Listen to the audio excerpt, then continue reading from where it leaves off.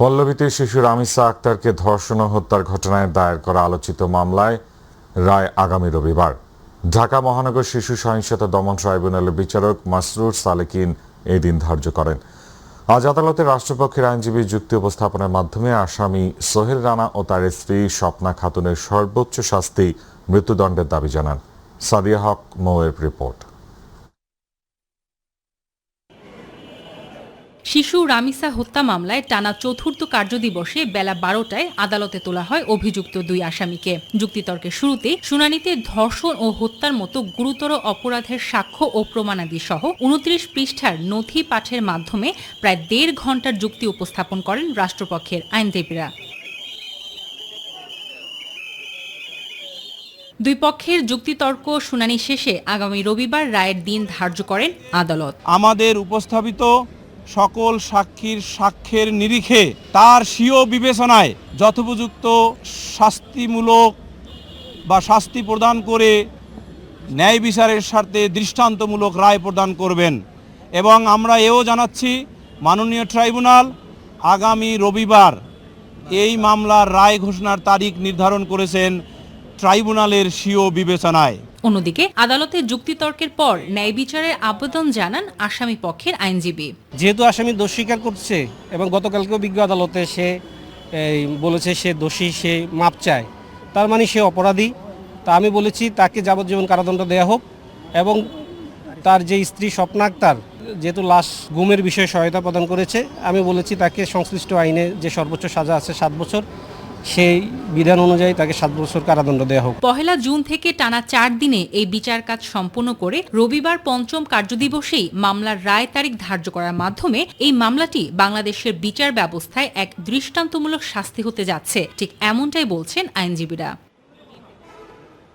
সাদিয়া হক মৌ, মাই TV, Dhaka.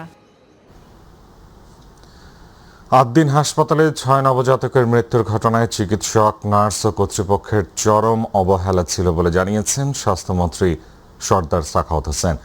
বিকেলে সচিবালয়ে 6 নবজাতকের মৃত্যুর ঘটনায় তদন্ত প্রতিবেদন তুলে ধরেন তিনি। জানান, ভবনটি হাসপাতালের উপযুক্ত নয়। একই সাথে সেদিন দীর্ঘক্ষণ এসি বন্ধ থাকায় পোস্ট অপারেটিভ ওয়ার্ডে অক্সিজেনের স্বল্পতা হয়। কক্ষে বায়ু চলাচল কমে যাওয়ায় শিশুদের টিকে থাকা কঠিন হয়ে পড়ে।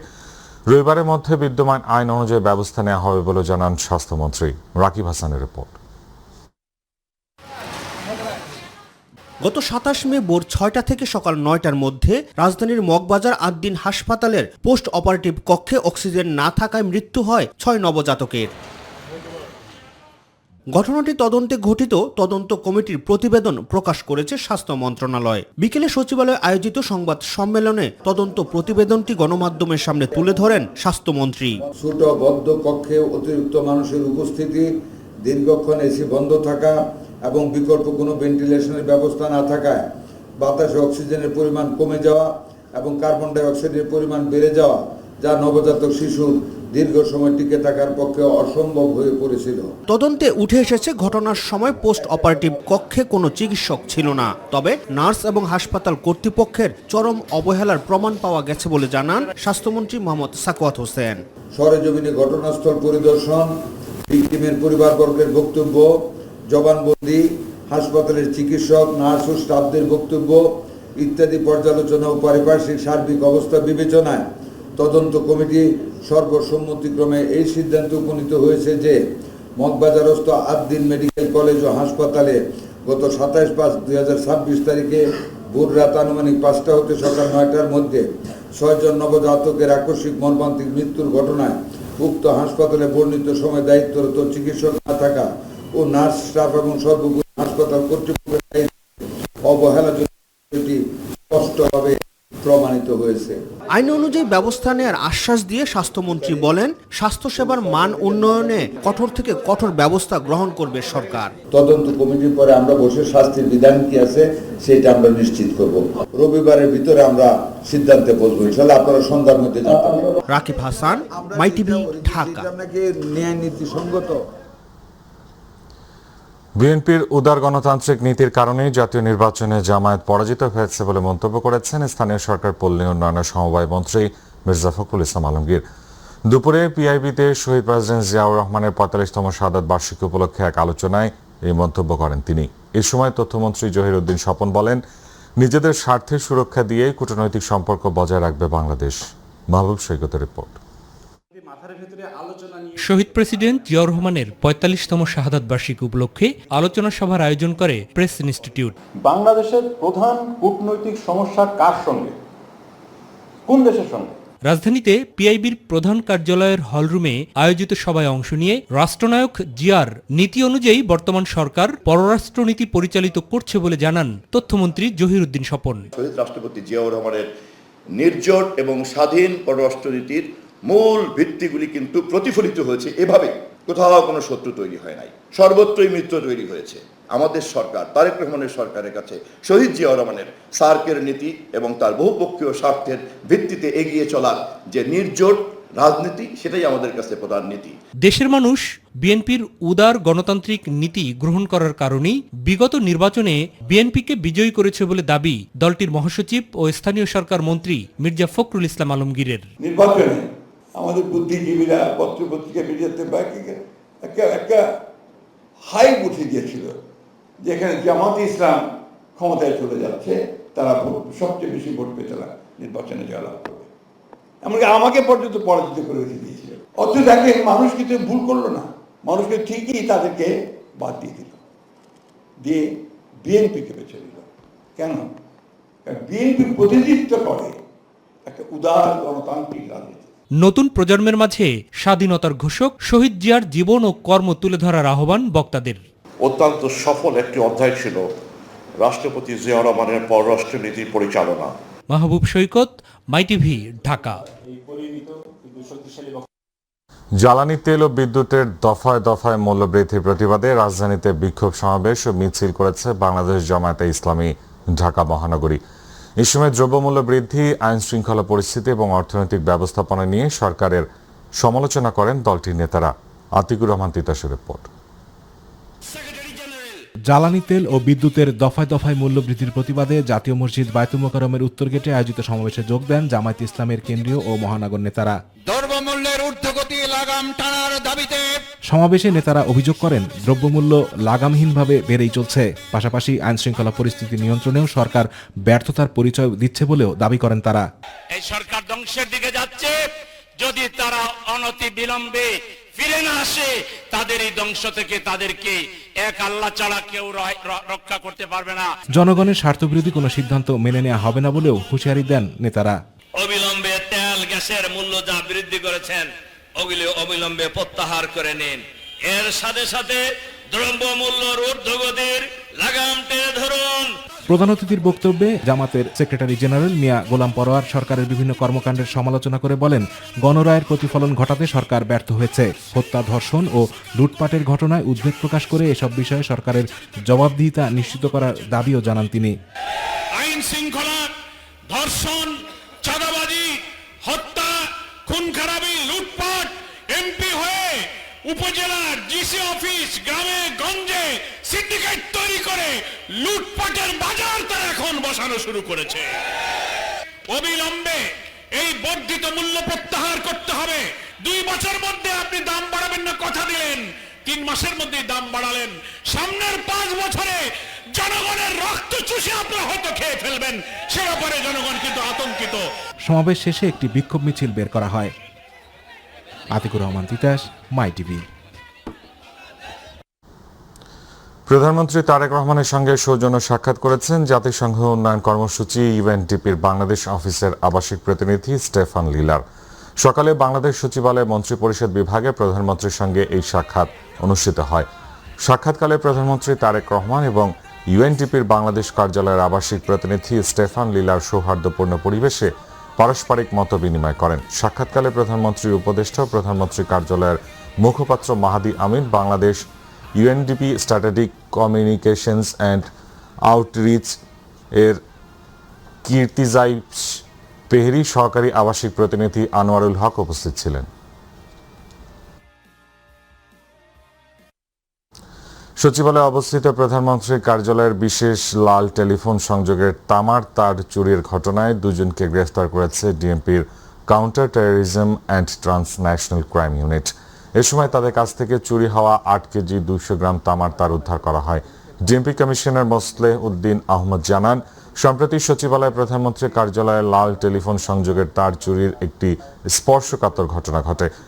এই ঘটনায় বাংলাদেশ টেলিকমিউনিকেশন কোম্পানি লিমিটেড কর্তৃপক্ষ বাদী হয়ে শাহবাগ থানায় অজ্ঞাতনামা আসামিদের বিরুদ্ধে মামলা করে।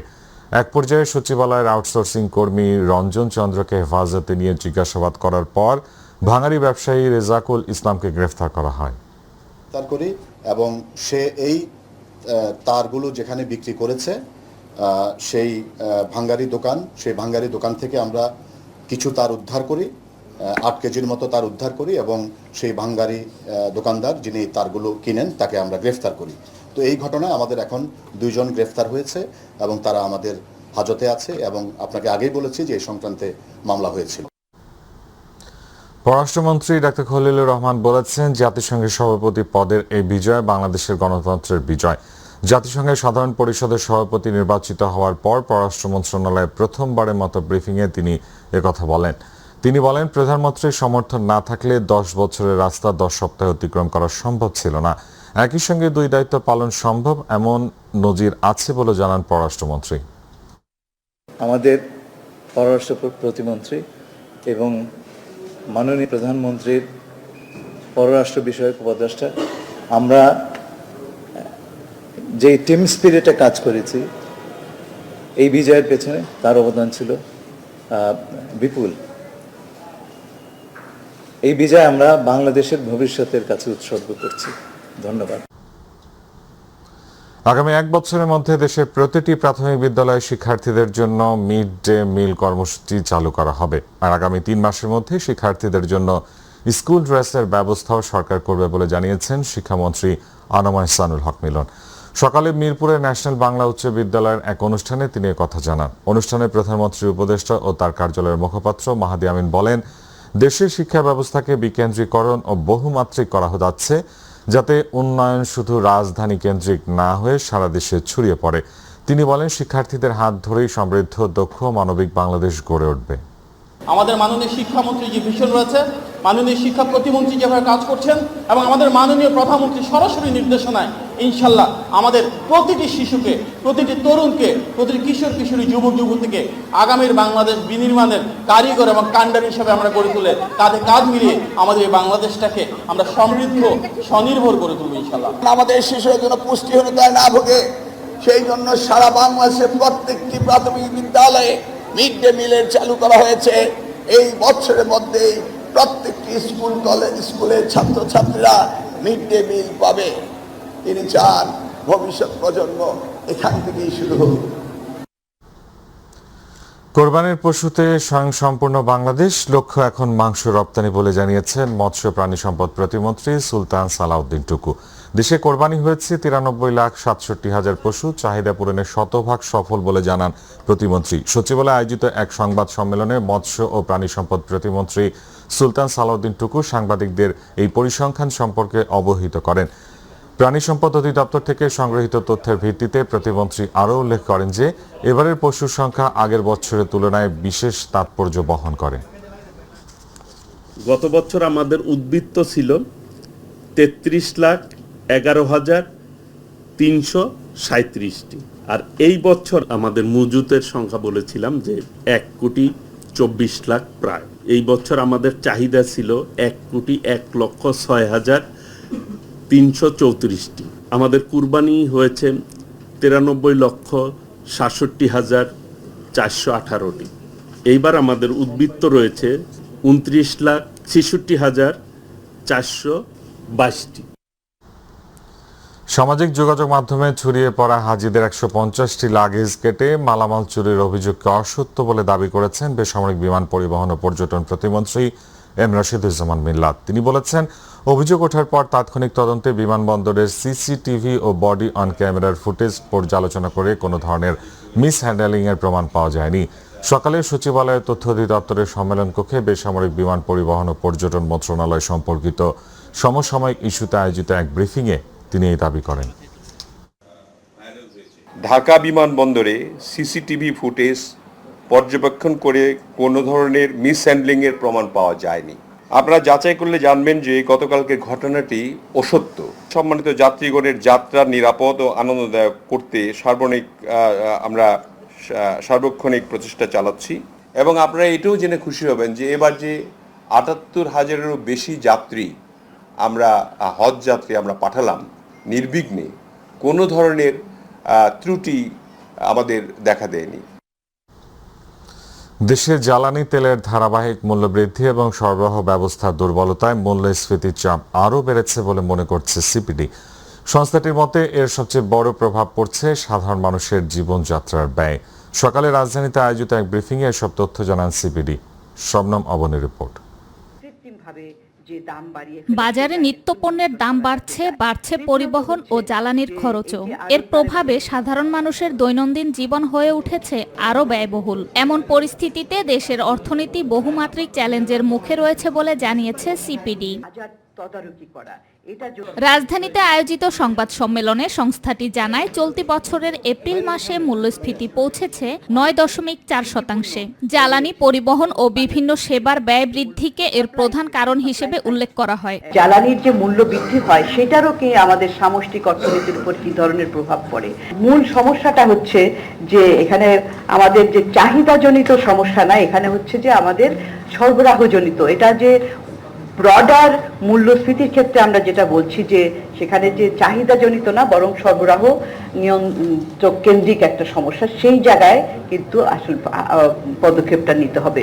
সিপিডির তথ্য অনুযায়ী পরিবহন ব্যয় বাড়ার পাশাপাশি নিত্যপণ্যের বাজারেও পড়েছে নেতিবাচক প্রভাব। এলপিজি সিলিন্ডারের দাম মাত্র 3 মাসে বেড়েছে 40%-এরও বেশি। এনার্জি প্রাইসটা যে বাড়ানো হয়েছে, প্রত্যক্ষ যারা এটা ভোগ করেন তাদের জন্য এটা অবশ্যই একটা বাড়তি বোঝা হবে।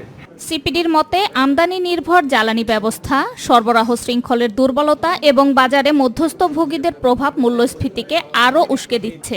আর আয় বৃদ্ধির তুলনায় ব্যয় দ্রুত বাড়ায় সবচেয়ে বেশি চাপে পড়েছেন নিম্ন ও নির্দিষ্ট আয়ের মানুষ। শবনম অবনী, মাই টিভি, ঢাকা। বাংলাদেশ নৌবাহিনী প্রধান অ্যাডমিরাল এম নাজমুল হাসান বলেছেন, জাহাজ নির্মাণ শিল্পে বিদেশি নির্ভরশীলতা হ্রাস করে স্বনির্ভরতা আনয়নের জন্য কাঁচামাল, আনুষঙ্গিক যন্ত্রপাতি দেশে উৎপাদন করা প্রয়োজন। এই বিষয়ে প্রয়োজনীয় পদক্ষেপ গ্রহণের বিষয়ে আমরা বর্তমান সরকারকে অবহিত করেছি। সেই সঙ্গে আধুনিক জাহাজ নির্মাণ এবং বিভিন্ন সক্ষমতা অর্জনে সরকারের পক্ষ থেকে পূর্ণ সহযোগিতার আশ্বাস দেওয়া হয়েছে। সকালে নারায়ণগঞ্জের সোনারকান্দায় অত্যাধুনিক ফ্লোটিং ক্রেন বিএনএফসি বলিয়ান হস্তান্তর অনুষ্ঠানে প্রধান অতিথি হিসেবে উপস্থিত থেকে তিনি এসব কথা বলেন। সরকারের প্রতিরক্ষা নীতি বাস্তবায়নের লক্ষ্যে ডিডব্লিউ লিমিটেডকে একটি স্বনির্ভর শিপইয়ার্ডে পরিণত করতে বিভিন্ন উদ্যোগ গ্রহণ করা হয়েছে। এরই অংশ হিসেবে এই ইয়ার্ডের সক্ষমতা বৃদ্ধির লক্ষ্যে অবকাঠামোগত সম্প্রসারণের উদ্দেশ্যে নতুন ভূমি অধিগ্রহণের উদ্যোগ গ্রহণ করা হয়েছে। মেহেরপুরের কুষ্টিয়া সড়কে ইজি বাইক ও ট্রাকের মুখোমুখি সংঘর্ষে শিশুসহ 3 জন নিহত হয়েছে, আহত হয়েছে আরও 2 জন। দুপুরে এই দুর্ঘটনা ঘটে। স্থানীয়রা জানান, আরিফ হোসেন তার ইজি বাইকে বামন্দি থেকে যাত্রী নিয়ে গাংনী যাওয়ার পথে আলীনগর নামক স্থানে পৌঁছলে গাংনী থেকে দ্রুত গতিতে আসা একটি ট্রাকের মুখোমুখি সংঘর্ষ হয়। বাইকের ড্রাইভার আরিফ সহ আরও 4 জন গুরুতর আহত হয়। বামন্দি ফায়ার স্টেশনের সদস্যরা তাদের উদ্ধার করে গাংনী উপজেলা স্বাস্থ্য কমপ্লেক্সে নিলে কর্তব্যরত চিকিৎসক ওমর ফারুককে মৃত ঘোষণা করে এবং আহত ব্যক্তিদের অবস্থা গুরুতর হওয়ায় কুষ্টিয়ার রেফার করেন। কুষ্টিয়ায় চিকিৎসাধীন অবস্থায় আফরিন ও আবরারের মৃত্যু হয়।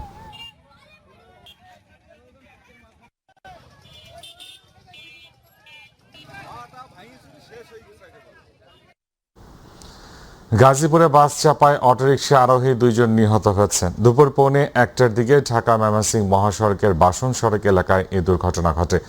পুলিশ ও ফায়ার সার্ভিস জানায়, দুপুরে ঢাকা থেকে ছেড়ে আসা অনাবিল পরিবহনের একটি বাস বাসন সড়ক এলাকায় বাস থামিয়ে যাত্রী ওঠানামা করছিল। এই সময় বিনিময় পরিবহনের একটি যাত্রীবাহী বাস গাড়িটিকে সাইড দিতে গেলে নিয়ন্ত্রণ হারিয়ে সামনে থাকা অটোরিকশাকে বেপরোয়া গতিতে চাপা দেয়। এতে চালক সহ 2 জন নিহত হন। খবর পেয়ে পুলিশ ও ফায়ার সার্ভিসের কর্মীরা ঘটনাস্থলে গিয়ে মরদেহ উদ্ধার করে ময়নাতদন্তের জন্য শহীদ তাজউদ্দিন আহমেদ মেডিকেল কলেজ হাসপাতাল মর্গে পাঠায়। হাম ও হামের উপসর্গে গত 24 ঘন্টায় দেশে আরও 4 জনের মৃত্যু হয়েছে। এদের মধ্যে হামে 1 শিশু এবং উপসর্গে 3 শিশু মারা গেছে। একই সময়ের মধ্যে আক্রান্ত হয়েছে 1205 জন। বিকেলে স্বাস্থ্য অধিদপ্তরের হাম বিষয়ক হালনাগাদ প্রতিবেদনে এই তথ্য জানানো হয়েছে। প্রতিবেদনে জানানো হয়েছে গত 15 মার্চ থেকে এ পর্যন্ত দেশে হামে আক্রান্ত হয়ে মোট 605 জনের মৃত্যু হয়েছে। গত 24 ঘন্টায় নতুন করে 1136 জন শিশু সন্দেহভাজন হাম রোগে আক্রান্ত হয়েছে। এছাড়া 15 মার্চ থেকে 30 মে পর্যন্ত সময়ের মধ্যে দেশে মোট সন্দেহভাজন হাম রোগীর সংখ্যা বেড়ে দাঁড়িয়েছে 75,708 জনে। এদিকে গত 24 ঘন্টায় নিশ্চিত হাম রোগী শনাক্ত হয়েছে 69 শিশু। এখন পর্যন্ত মোট নিশ্চিত হাম রোগীর সংখ্যা বেড়ে হয়েছে 9,260 জন।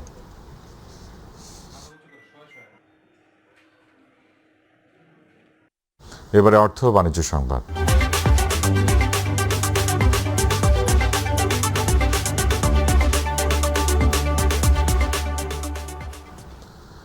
পুঁজিবাজারে প্রকৌশল খাতে তালিকাভুক্ত electronics giant Walton hi tech industries পিএলসির সঙ্গে দেশের শীর্ষ প্রযুক্তি পণ্য উৎপাদন ও বিপণনকারী প্রতিষ্ঠান ওয়ালটন ডিজিটেক ইন্ডাস্ট্রিজ লিমিটেডের একীভূতকরণ প্রক্রিয়াকে অনুমোদন দিল শেয়ার হোল্ডারগণ।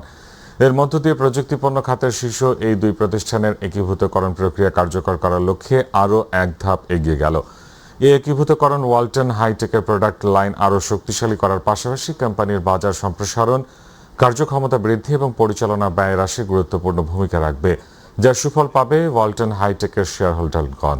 বুধবার ডিজিটাল প্ল্যাটফর্মে অনুষ্ঠিত ওয়ালটন হাইটেক ইন্ডাস্ট্রিজ পিএলসির বিশেষ সাধারণ সভায় ডিজিটেক একীভূতকরণ প্রস্তাবনাকে ওয়ালটন হাইটেকের শেয়ার হোল্ডারগণ সর্বসম্মতিক্রমে অনুমোদন প্রদান করেন।